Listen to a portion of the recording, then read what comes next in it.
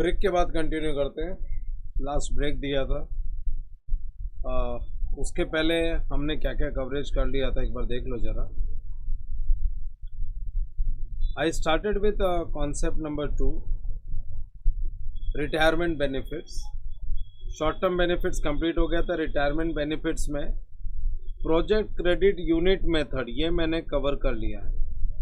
Project credit unit method, this I have covered,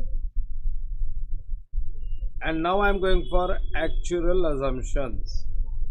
मैं अब जा रहा हूँ actuarial assumptions पे। अच्छा, प्रोजेक्ट क्रेडिट यूनिट मेथड के हमने एग्जांपल्स भी किए थे। मैंने तुम लोगों को 2 एग्जांपल्स करवा दिए। मैंने मेरे एग्जांपल्स देके तुमको करवा दिया project credit unit method. Now we go for actuarial assumptions। Actual assumptions के लिए जा रहे हैं। This is our step number 2। देख लो कि जो हम लोग कर रहे हैं ना रिटायरमेंट बेनिफिट्स में इन ऑल अपने पास 5 स्टेप्स है। We have 5 steps in all, और ये 5 स्टेप्स में step number 1 project credit unit method we have already done. Now I am going for actual assumptions. Yes, actual assumptions करने जा रहा हूं मैं। चलो, come to step number 2 actual assumptions. ये हेडिंग भी हम लोग ने लिख दी थी। एक्चुअल अजम्पशंस 2 टाइप के अजम्पशंस होते हैं, लिख लो जरा। On immediate next and right actual assumptions.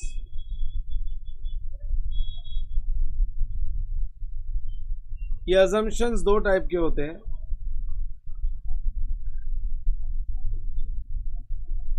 पहले साइड में लिखोगे demographic assumptions. Demographic assumptions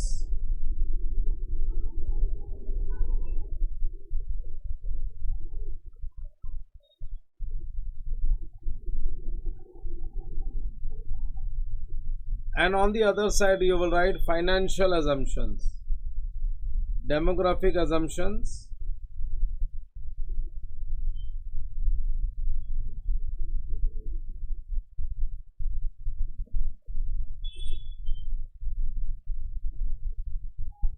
and financial assumptions.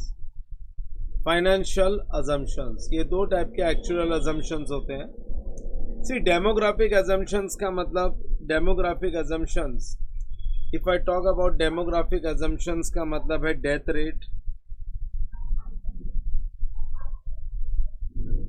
हम रिटायरमेंट बेनिफिट्स देते हैं ना, तो उसमें कुछ एक्चुअल अजम्पशंस वर्क करते हैं। Death rate of employees,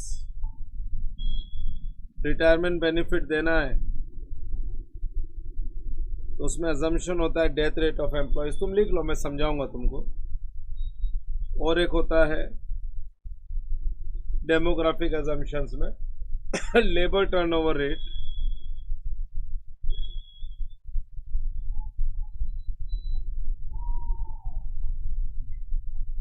labour turnover rate. और अगर मैं बात करूं फाइनेंशियल अजम्पशंस की, तो इसमें आएगा salary.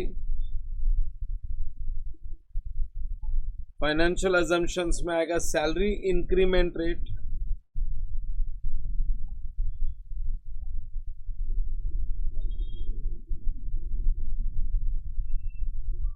Salary increment rate, discounting rate.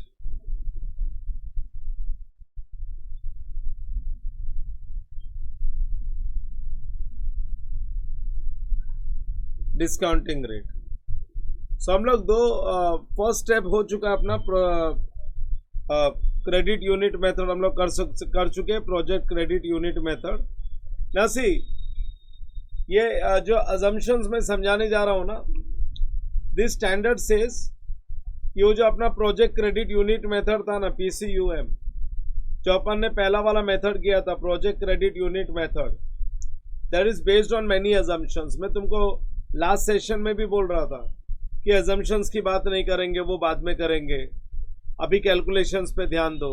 और मैंने तुमको ग्रेच्युटी कैलकुलेट करना सिखाया था, उसके 2 एग्जांपल्स भी करवा के दिए थे। एक में percentage of each years of final salary था और एक में खाली परसेंटेज ऑन फाइनल सैलरी था।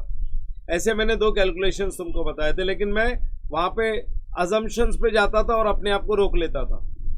So standard says that project credit unit method, ये जो प्रोजेक्ट क्रेडिट यूनिट मेथड है ना, that is based on many assumptions, and those assumptions I divide in 2 parts, demographic assumptions and financial assumptions. Now why we call it as actuarial assumptions? हम लोग इसको actuarial assumptions क्यों बोलते हैं? See, here we say that whenever we talk about any employee's gratuity or pension, then we have to take help of actuary. हमको एक actuary की help लेनी पड़ती है. Actuaries are those persons who work for insurance companies. Actuaries insurance companies के लिए काम करते हैं. Just tell me how insurance company comes to know? उनको कैसे पता चलता है insurance company? If you remember in CA IPCC insurance company final accounts, तुम लोगों को तो एक्चुअली ये टॉपिक निकल गया है, लेकिन जब हम लोग insurance company final accounts topic करते थे CA इंटर में, तो वैल्यूएशन बैलेंस शीट बनती थी. एक वैल्यूएशन बैलेंस शीट बनाते थे हम लोग. मैंने सिखाया हुआ ये टॉपिक पहले CA इंटर के स्टूडेंट्स को. And on the basis of actual valuation के बेसिस पे हम लोग एक वैल्यूएशन बैलेंस शीट बनाते थे. तो इंश्योरेंस कंपनी को कैसे पता लगता है कि जितनी पॉलिसीज उन्होंने बनाई है ना, अरे जितनी भी पॉलिसीज इंश्योरेंस कंपनी ने बना के रखी है, उसमें से फ्यूचर में कितने का क्लेम जाएगा, कितने का क्लेम देना पड़ेगा. एक्चुअली अपनी डेमोग्राफिक अजम्पशंस वहां पे लगाता है. क्या डेमोग्राफिक अजम्पशंस लगाता है? फ्लड आएगा या नहीं आएगा, अर्थक्वेक आएगा क्या, टेररिस्ट अटैक होगा क्या, अरे कब अपने को पॉलिसी का पैसा देना पड़ेगा. फ्लड आया, काफी लोग मर गए, काफी लोगों की डेथ हो गई, काफी नुकसान हो गया. अगर तुमने जनरल इंश्योरेंस पॉलिसी बना रखी है तो अपने को पेमेंट करना पड़ेगा. जो इंश्योर्ड है, जो प्रॉपर्टी डैमेज हुई है, इंश्योर्ड है, पेमेंट करना पड़ेगा. तो एक्चुअली अपनी अजम्पशन पहले ही लगाता है कि फ्लड आएगा क्या, अर्थक्वेक आएगा क्या, टेररिस्ट अटैक होगा या नहीं होगा, एक्सीडेंट्स होंगे क्या. सारे अजम्पशंस वो लगा के बता देता है कि कितने लोग दुनिया से जाएंगे और इंश्योरेंस कंपनी को मैक्सिमम कितना क्लेम देना पड़ेगा, कितने लोगों की डेथ हो जाएगी और मैक्सिमम इंश्योरेंस कंपनी को कितना क्लेम देना पड़ेगा. कितना प्रीमियम लिया है, और कितना क्लेम जाएगा, और बाकी प्रॉफिट कितना प्रीमियम लिया है, कितना क्लेम जाएगा. Balance is our profit. तो जहां पे भी human that is living person, I said जहां पे human beings that is living person के रिलेशन में अजम्पशंस की बात आती है ना, तो हम लोगों को एक्चुअरी की हेल्प लेनी पड़ती है. क्योंकि एक्चुअरी ही वो आदमी है जो इंश्योरेंस कंपनी के लिए भी काम करता है, और कंपनी के लिए भी वो काम करता है. इंश्योरेंस कंपनी के लिए भी काम करता है और कंपनीज के लिए भी काम करता है. अरे उसको एंटरप्राइज के बारे में ठीक अंदाजा होता है. जो कंपनी में वो काम कर रहा है ना, एक्चुअली जो कंपनी में काम कर रहा है, इंश्योरेंस कंपनी में तो तुमको एक्चुअलीज मिलेंगे, बट कंपनीज में भी मिलेंगे. ये सारे कैलकुलेशंस कंपनीज में एक्चुअलीज ही तो करते हैं. तो उसको एंटरप्राइज के बारे में ठीक नॉलेज रहता है. डेमोग्राफिक अजम्पशंस का मतलब है number one death rate. Suppose company में 15,000 एम्प्लॉइज है, 15,000 एम्प्लॉइज काम करते हैं. अभी हम सबको फाइनल सैलरी का 1% ग्रेच्युटी अनाउंस कर रहे हैं. 15,000 एम्प्लॉइज है, फाइनल सैलरी का 1% हम लोग ग्रेच्युटी अनाउंस कर रहे हैं. तो यहाँ पे एक्चुअली बता देगा कि कितने लोगों की डेथ हो जाएगी. अरे कितने लोगों की डेथ हो जाएगी ड्यूरिंग जॉब इटसेल्फ, जिनको अपने को ग्रेच्युटी देनी ही नहीं पड़ेगी. नंबर 2, सेकेंड डेमोग्राफिक अजम्पशन है लेबर टर्नओवर. सेकेंड डेमोग्राफिक अपना जो अजम्पशन है that is labour turnover. Labour turnover rate क्या रहेगा? जो लोग नहीं जाएंगे ना दुनिया से, वो लोग कंपनी तो छोड़ के जा ही सकते हैं, दुनिया से तो नहीं गए, कंपनी छोड़ के चले गए. सो डेथ रेट क्या होगा, लेबर टर्नओवर रेट क्या होगा. इस तरीके के डेमोग्राफिक अजम्पशंस की बात हो रही है. सो वही बता सकता है अपने को, वही बता सकता है अपने को कि प्रोविजंस कितने लोगों के लिए बनाना है, कितने एम्प्लॉइज का प्रोविजंस कंपनी को बनाना होगा. ये सब डेमोग्राफिक अजम्पशंस की बात हुई। Have you understood demographic assumptions? बच्चों समझ में आया कि नहीं आया? मैं खुल के एक्सप्लेनेशन दे रहा हूं तुम लोगों को। डेमोग्राफिक अजम्पशंस का मतलब है death rate, turnover rate, labour turnover rate. कितने लोग रहेंगे ही नहीं दुनिया में, कितने लोग रहेंगे तो कंपनी में नहीं रहेंगे, तो अपने को प्रोविजंस सारे के सारे 15,000 लोगों के लिए नहीं बनाना है। Yes everybody understood? Demographic assumptions में दो चीज है, labour turnover rate and death rate.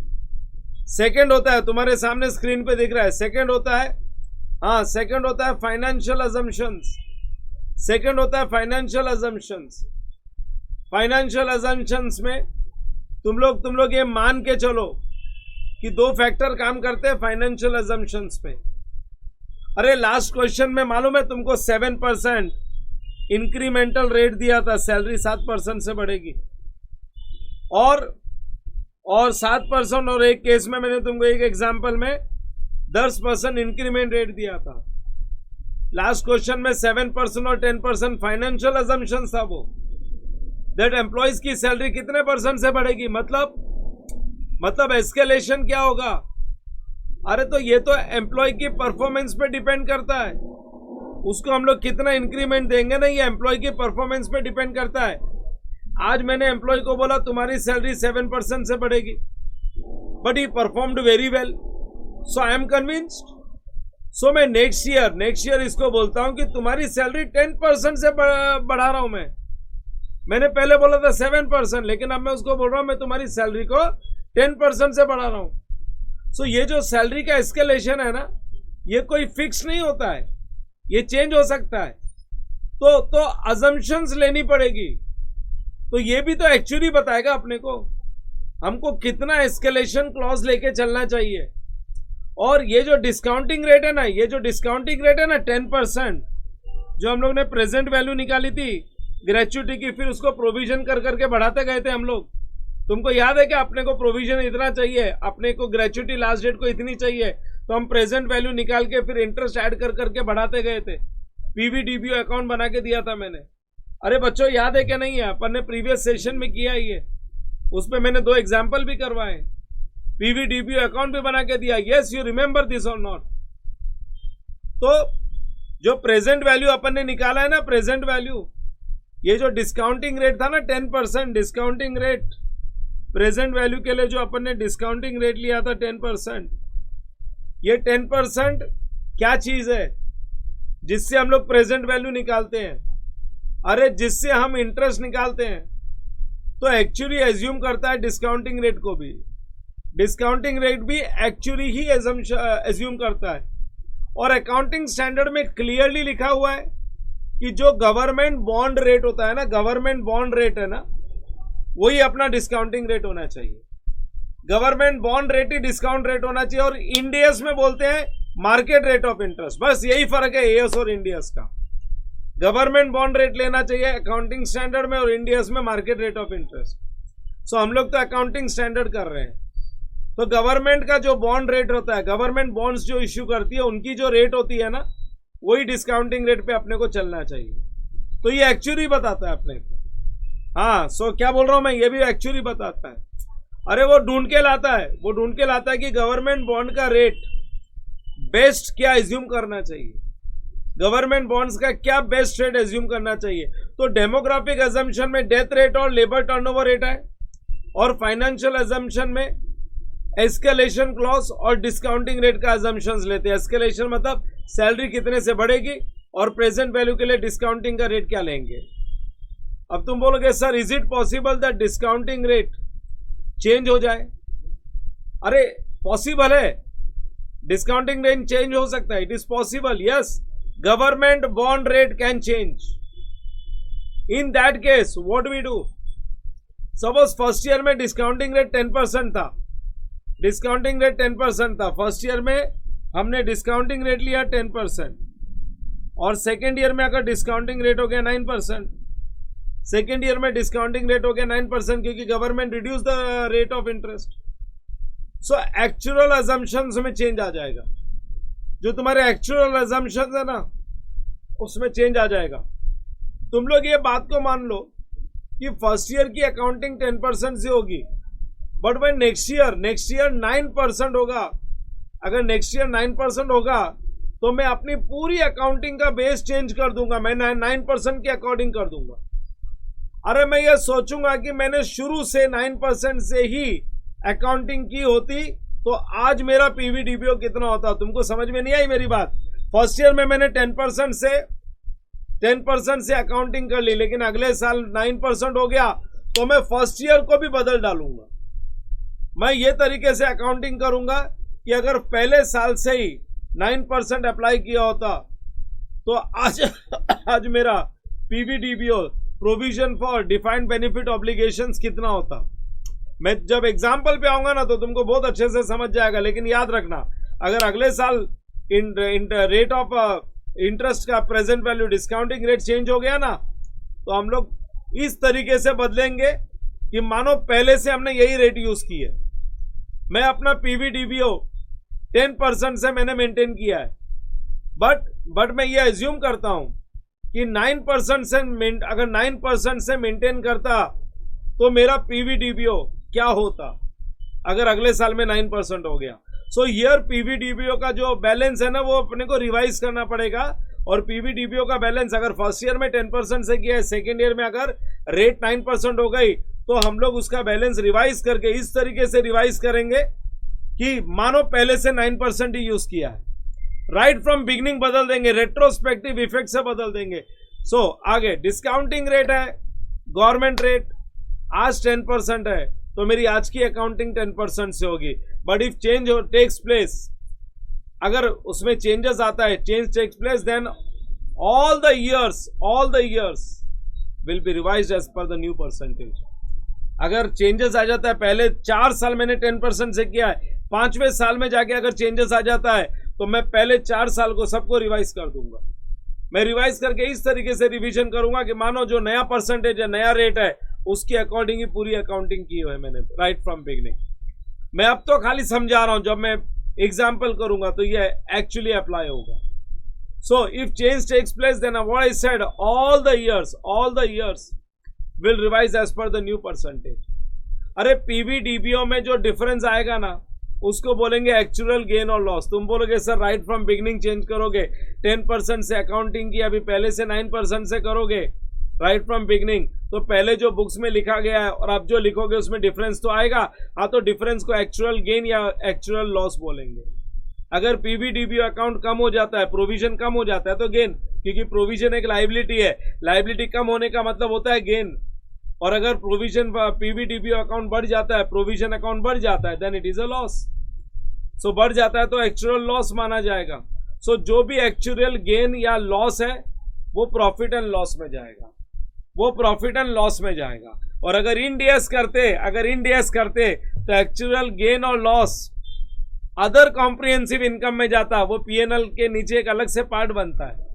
So हम लोग तो इंडियस नहीं कर रहे, हम लोग तो एएस कर रहे हैं, तो एक्चुअल गेन और लॉस पीएनएल अकाउंट में जाएगा।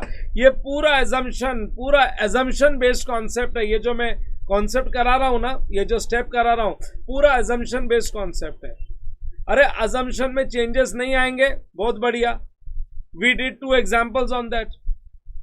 लेकिन अगर अजम्पशंस अगर बदल जाएगा तो सब कुछ रिवाइज हो जाएगा, हम लोग सब कुछ रिवाइज कर देंगे। डिस्काउंटिंग रेट अपने को लेनी है गवर्नमेंट बॉन्ड रेट, हमको गवर्नमेंट बॉन्ड रेट लेनी है, discounting rate. And if any assumption is change during the current accounting life of PVDPO, तो हम लोगों को राइट फ्रॉम बिगिनिंग बदलना है, और जो भी डिफरेंस आएगा वो एक्चुअल गेन और लॉस अपने को एक्चुअल गेन और लॉस प्रॉफिट एंड लॉस में ट्रांसफर करना पड़ेगा। अगर पीवीडीपीओ अकाउंट बढ़ गया, प्रोविजन बढ़ गया, तो क्या बोलोगे, गेन बोलोगे या लॉस बोलोगे? अगर पीवीडीपीओ बढ़ गया, provision, PVDPO is nothing but provision बढ़ गया, तो क्या बोलोगे, एक्चुअल गेन बोलोगे या लॉस बोलोगे? तुम लोगों को पूछ रहा हूं मैं, आंसर चाहिए नीचे चैट बॉक्स में। अगर बढ़ गया, हाँ बढ़ गया तो लॉस, बराबर, बढ़ गया तो loss, very good, everybody is saying बढ़ गया तो लॉस। लेकिन अगर पीवीडीपीओ कम हो गया then it is actual gain, अगर कम हो गया then it is actual gain, तो फिर ये गेन माना जाएगा। चलो लिखो लिखो लिखो, लिखवाता हूं, एग्जाम्पल्स करवाता हूं, आगे बढ़ते चलेंगे।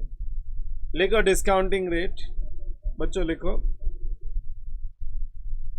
देख लो।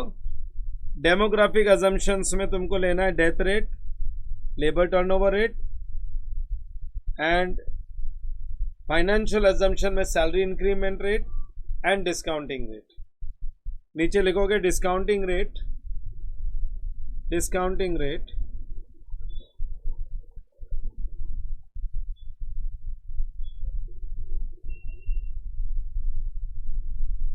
all of you write discounting rate. हाँ, discounting rate should be government bond rate.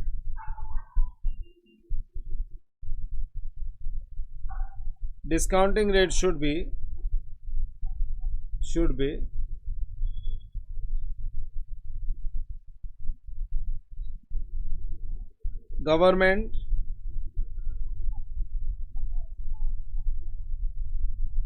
government bond rate, full stop.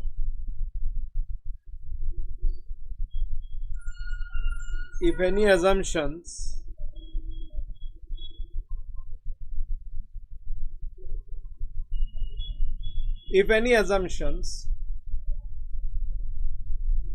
is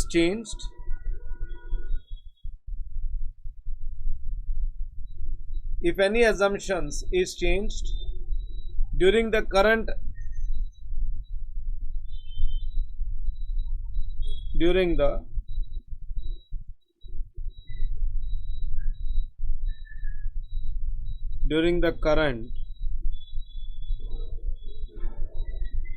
if any assumptions change during the current accounting life of PBDBO,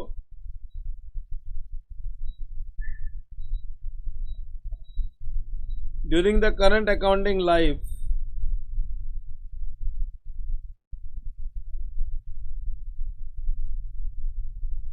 of PBDBO, then the difference will be transferred to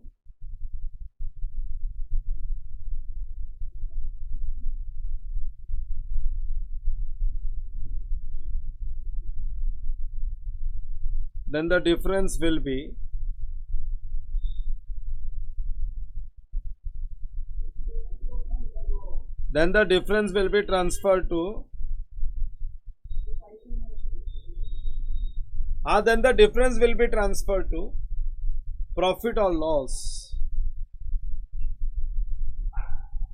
Difference will be transferred to profit or loss as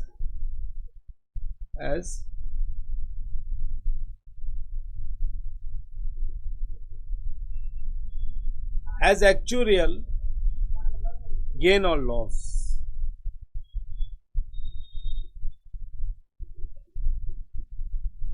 As actuarial gain or loss. If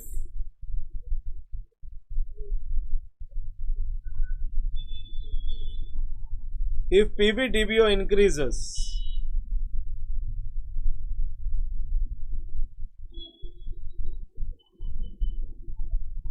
actuarial loss.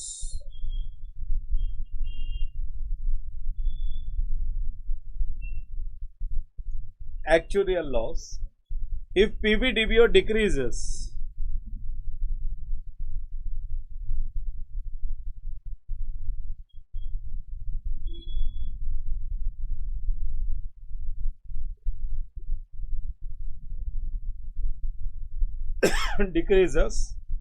actuarial gain.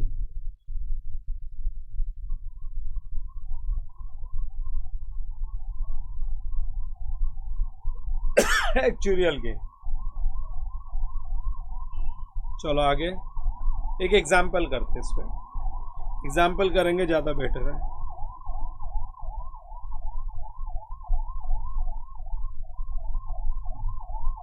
Write down example. Final salary ₹1 lakh,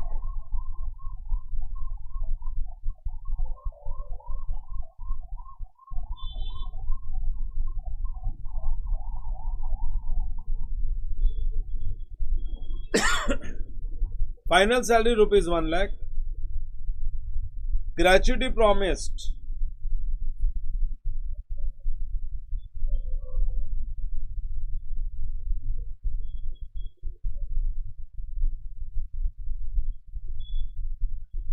gratuity promised 2%.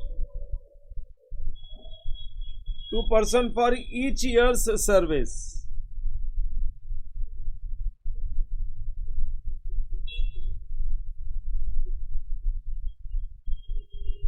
अरे 2% for each years service. हाँ, फिर उसके बाद period of service is 3 years.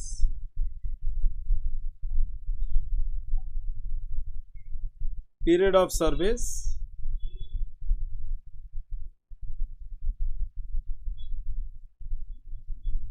3 years. Discounting rate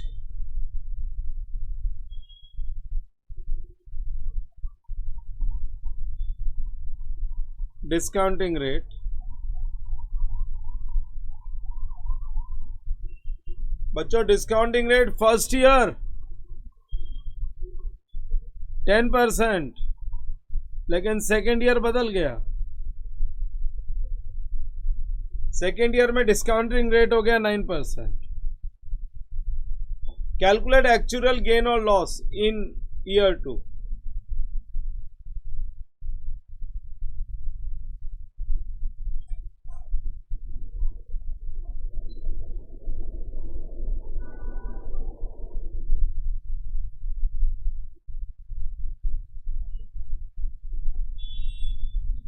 Calculate actual gain or loss in year 2.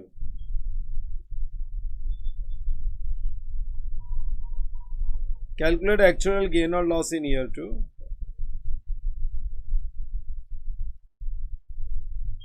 चलो ठीक है, gain or loss in year 2. Let's do this example. मैंने सबसे पहले तो तुम लोगों को क्या दिया इधर, each years of salary, each year 2% of 2% for each year's service दे रखी है. 2% for each year's service. ठीक है ना. पहले साल में अरे पहले साल में क्या था, पहले साल में मैंने 2% ऑफ ईच ईयर सैलरी दिया हुआ है. तुमको याद है, अगर 2% ऑफ फाइनल सैलरी बोला होता तो 2% ही होता था. यू रिमेंबर और not? 2% for each year salary बोला है तो मतलब 2%, 6%. ग्रेच्युटी 2% नहीं होगा, 6% होगा. बच्चों समझा क्या नहीं? ये मैंने लास्ट लेक्चर में भी समझाया था. चलो ठीक है, अगर इतना याद आता है तो अच्छी बात है. Solution, let's start the solution.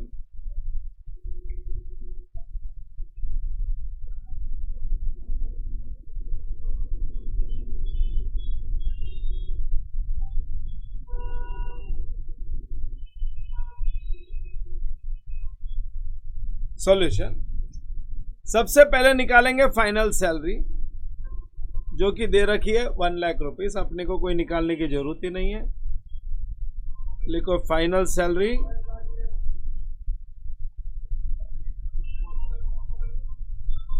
1 lakh. Final salary 1 lakh. Next is gratuity per annum. Gratuity per annum 2% of each year salary. तो ये फाइनल सैलरी है 1 लाख. इसका 2% निकालेंगे तो 2000. अगर 2% ऑफ फाइनल सैलरी बोला था तो ये 2000 ही होता था. डिवाइड बाय 3 करता तो हर ईयर की ग्रेच्युटी मिल जाती. लेकिन ईच ईयर्स ऑफ सर्विस बोला हुआ है ना, तो टोटल ग्रेच्युटी ये नहीं है. टोटल ग्रेच्युटी इंटू 3 मतलब टोटल ग्रेच्युटी 2% मतलब 6000. तो मेरी जो टोटल ग्रेच्युटी होगी that is 2000 into 3 years. In short 2%, 6%. 6000 total gratuity है. और उसके बाद नंबर डी, हम प्रेजेंट वैल्यू का कैलकुलेशन करेंगे. प्रेजेंट वैल्यू मेरे पास 1-2 लाइन ही है तो मैं नंबर डी आगे ले जाता हूं नए पेज पे. नंबर डी हाँ, calculation of present value,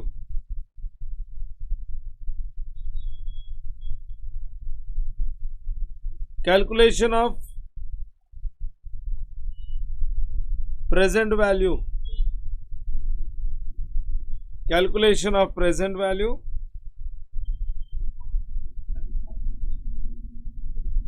draw line,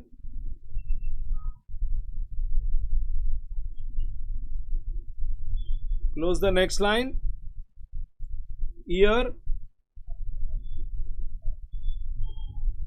1, 2 and 3, there are 3 years involved.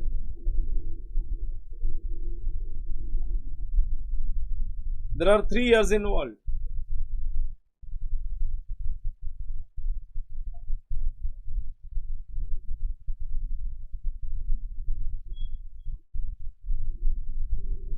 involved.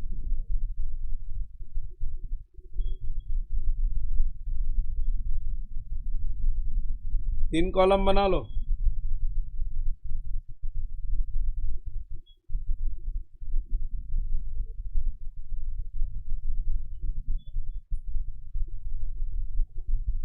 हाँ, पहले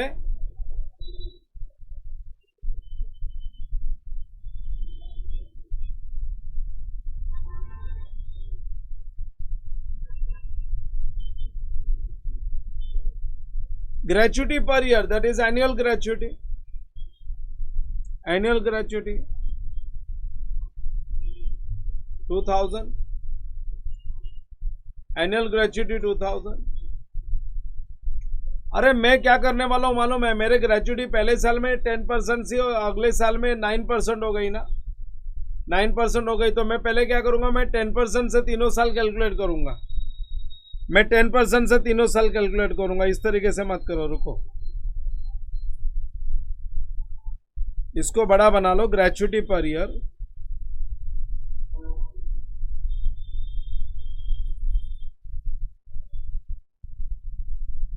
gratuity per year at the rate 10%। पहले मैं ना 10% से तीनों साल का कैलकुलेशन कर लूंगा। मैं ये मान के चलता हूं कि 9% था ही नहीं, eight the rate 10%, eight the rate 10%। तो लास्ट ईयर में अगर मेरे को थर्ड ईयर के एंड में 3000 चाहिए और प्रोविजन भी मैं थर्ड ईयर के एंड में ही करूंगा, तो मैं 3000 का ही प्रोविजन करूंगा। लेकिन थर्ड ईयर के एंड में अगर मेरे को 3000 नहीं सॉरी 2000, कहां 3000, मेरे को थर्ड ईयर के एंड में अगर 2000 रुपए की ग्रेचुटी चाहिए और प्रोविजन भी थर्ड ईयर के एंड में ही करना है, तो मैं 2000 का ही प्रोविजन करूंगा।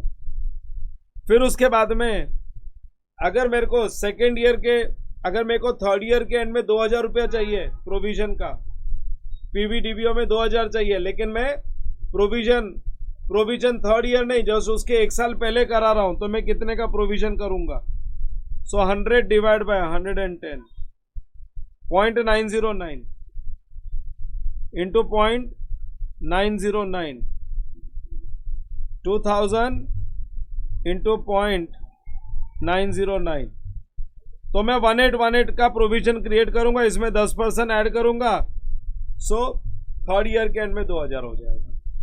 फिर से मेरे को थर्ड ईयर के एंड में 2000 चाहिए, लेकिन प्रोविजन में 2 साल पहले क्रिएट करूंगा, तो मैं 2 साल पहले अगर प्रोविजन क्रिएट करूंगा तो कितने का करूंगा, 100 डिवाइड बाय 110, ये एक साल का इंटरेस्ट निकाला, ये एक साल का और इंटरेस्ट निकाल लिया, इंटू 0.826, इंटू 0.826, सो 2000 इंटू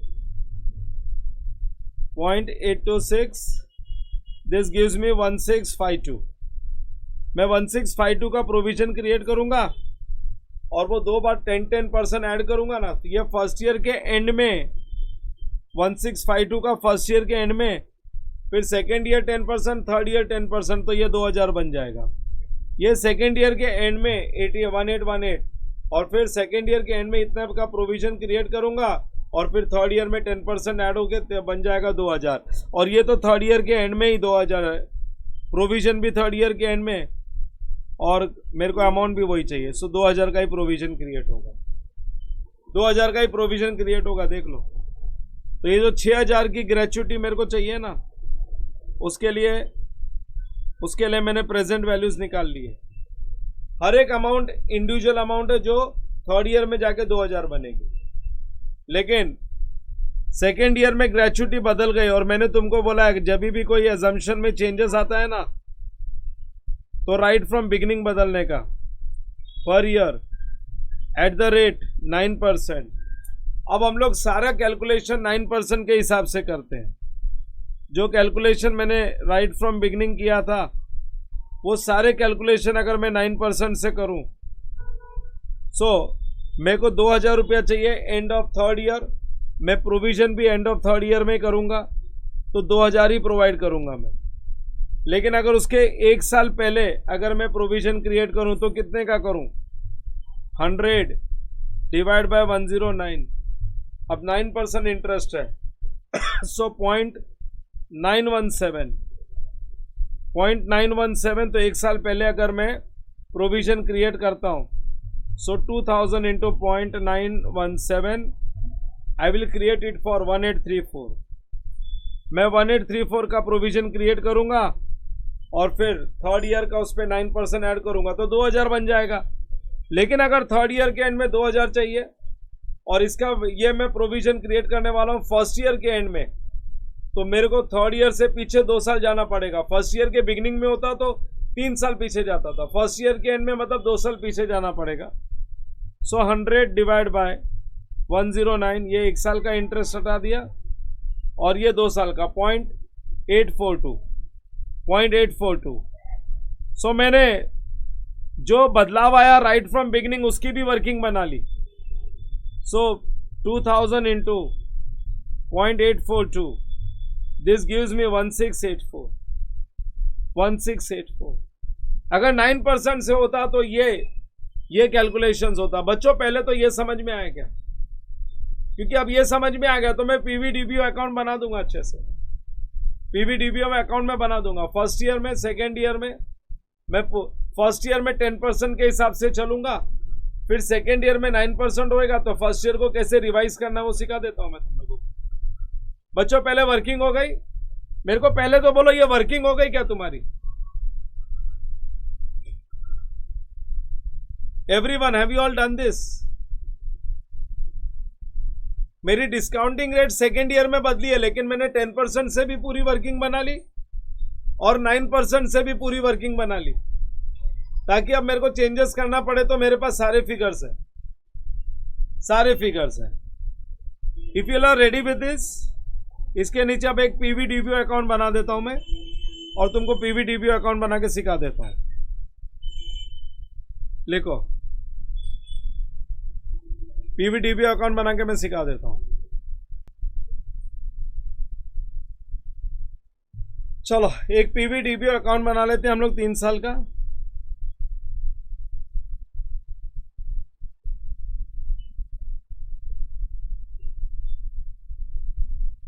पीवीडीबीओ अकाउंट फर्स्ट ईयर में तुम रखो 3 लाइन्स, 1 2 3, और सेकेंड ईयर में 5 लाइन्स रखो। सेकेंड ईयर में 5 लाइन्स, 1 2 3 4 5। क्यों 5 लाइन्स? नॉर्मली तो 4 लाइन ही रखते थे हम लोग, क्योंकि सेकेंड ईयर में वो 9% हुआ है ना, चेंजेस भी मेरे को लिखना पड़ेगा। फिर 1 2 3 4, बाद में 4 लाइन।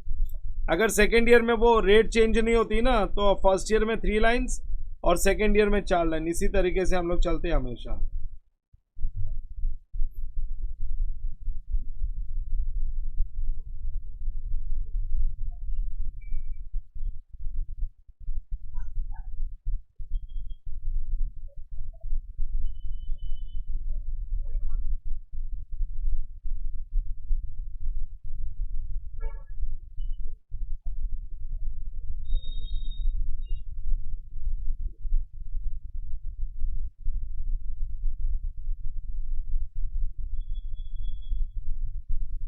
बना लो दोनों साइड अमाउंट कॉलम।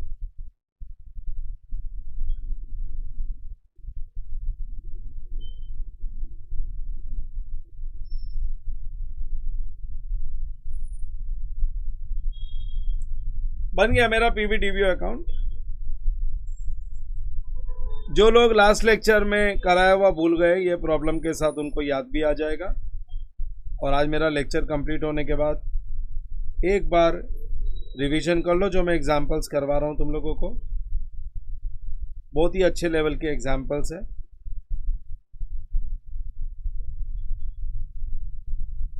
तुमने इम्पेयरमेंट में भी देखा होगा, मेरे एग्जाम्पल से आराम से पूरा टॉपिक हो गया। जो मैंने एग्जाम्पल्स दिए ना, उससे तुम्हारा टॉपिक बहुत अच्छे से कंप्लीट हो गया। You were able to complete everything. चलो, are you all ready with this PVDBO account?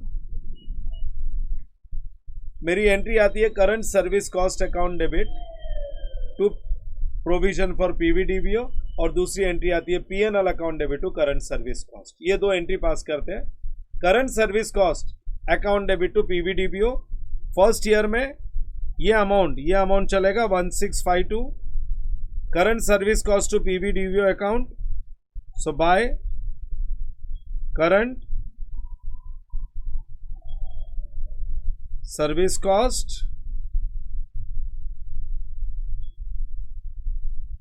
1652 end of the year, और दूसरी entry PNL account debit to current service cost, वो पीएनएल में जाएगी, यहां पे नहीं। 1652 बच्चों याद आ गया क्या ये?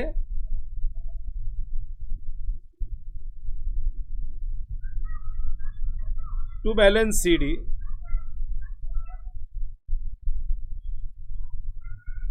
और ये 10% से था। फर्स्ट ईयर जो था ना, वो 10% के हिसाब से था।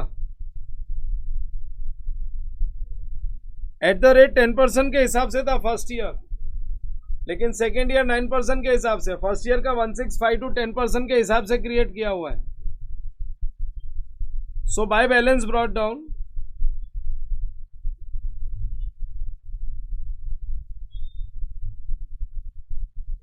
$1652 लेकिन जो सेकेंड ईयर है ना, सेकेंड ईयर 9% के अकॉर्डिंग चलना है। सेकेंड ईयर अपने को 9% के हिसाब से चलना है। फर्स्ट ईयर हो गया अपना कंप्लीट। फर्स्ट ईयर हम लोग 10% के हिसाब से 1652 लेके आ गए, लेकिन सेकेंड ईयर जो अपने को बनाना है ना, सेकेंड ईयर वो 9% के हिसाब से कंटिन्यू करना है।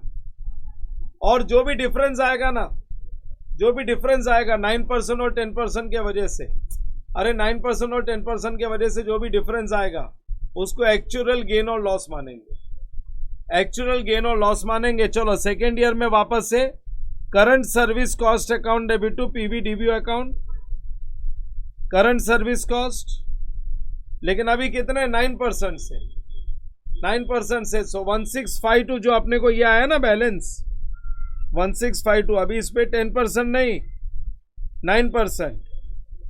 सो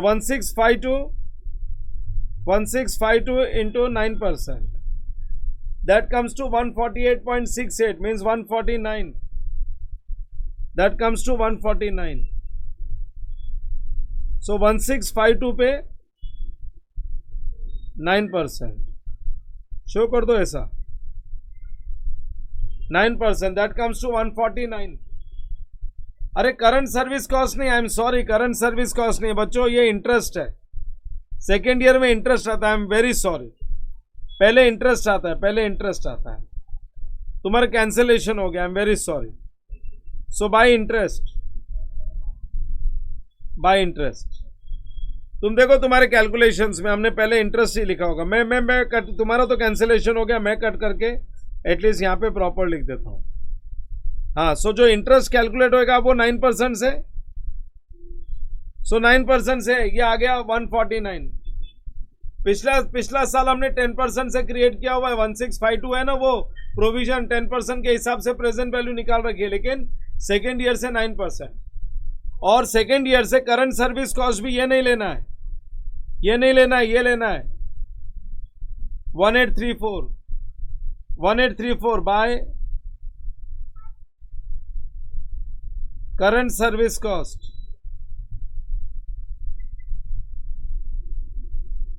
1834। और जो क्लोजिंग बैलेंस आएगा वो भी 9% के हिसाब से ही आएगा।